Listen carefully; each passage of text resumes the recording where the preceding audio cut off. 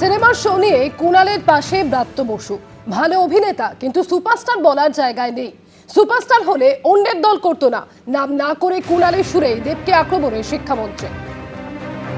সব রকম প্রভাব খাটিয়ে রঘু ডাকাত বেশি শো নিল, মুখে বাংলা সিনেমার উন্নতির কথা বলবো আর কাজে স্বার্থপরের মতো নিজের ঘুঁটি সাজাবো, এটা ঠিক নয়। দেবের নাম না করে গতকাল পোস্ট কুণাল ঘোষের। এ ব্যাপারে এখনো পর্যন্ত কোনো প্রতিক্রিয়া মেলেনি দেবের।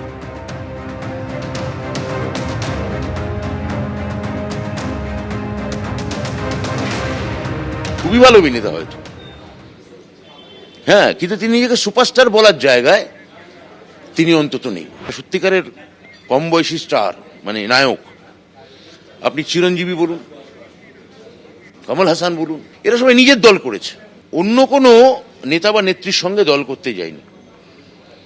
তাহলে পশ্চিমবঙ্গে আমি নিজেকে সুপারস্টার বলবো এবং একটি রাজনৈতিক দল করব, অন্য কারোর অধীনে এটা হতে পারে না। সুপারস্টার পশ্চিমবঙ্গে একজনই আছেন, তার নাম মমতা ব্যানার্জি।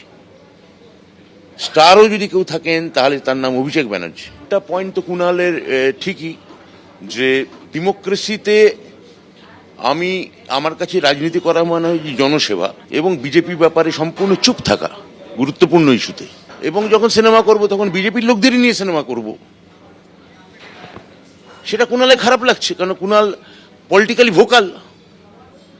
কুণাল যাদের এগেনস্টে কথা বলছে, যে দলের এগেনস্টে কথা বলছে, শিল্পের দোহাই নিয়ে, আমি তাদের নিচ্ছি, সেই দলের লোকেদের, এবং তৃণমূলের কাউকে নিচ্ছি না।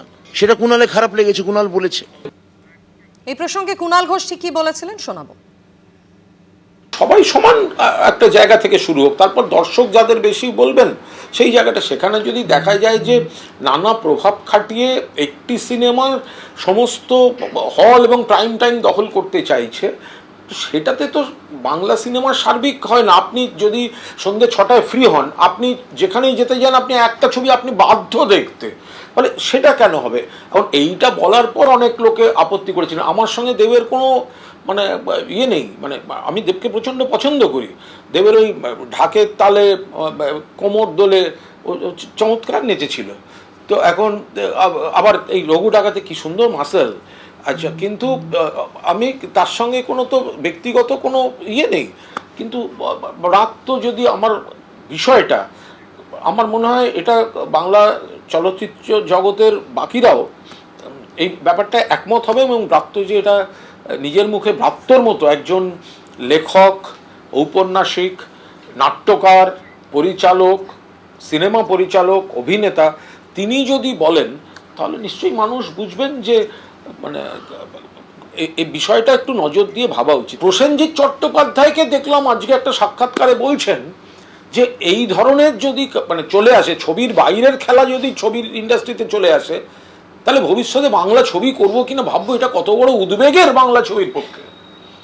তাহলে যারা বাংলা ছবি বলতে বলতে শুধু নিজের ছবি হয়ে যাচ্ছে, তো তারা তো প্রসেনজিৎ চট্টোপাধ্যায় থেকে ব্রাত্য বসু, তাদের কথাগুলো তো গুরুত্ব দিয়ে শুনতে হবে, বিবেচনা। এটা ব্যক্তিগত আক্রমণের জায়গা নয়। আমার হাইটও 6 ফুট নয়, আমার অত বড় মাসেলও নেই যে আমি অতগুলো বলবো। সিনেমার শো নিয়ে তৃণমূলের অন্দরের এই দ্বন্দ্ব প্রকাশ্যে আসতেই সরব হয়েছে বিরোধীরা। কি বলছেন বিজেপি নেত্রী লকেট চট্টোপাধ্যায়, শোনাবো। তারা নিজেদের মধ্যে লড়াই করছে। এমন অনেক শিল্পী আছেন, কোনো রাজনৈতিক দলেই তারা নেই, বিরোধী রাজনীতি দলে রয়েছে। অনেক শিল্পীরা সেখানে কাজই পাচ্ছে না।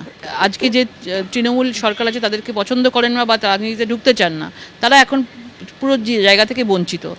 তাদের ব্যাপারে ওনারা কি ভাবছেন?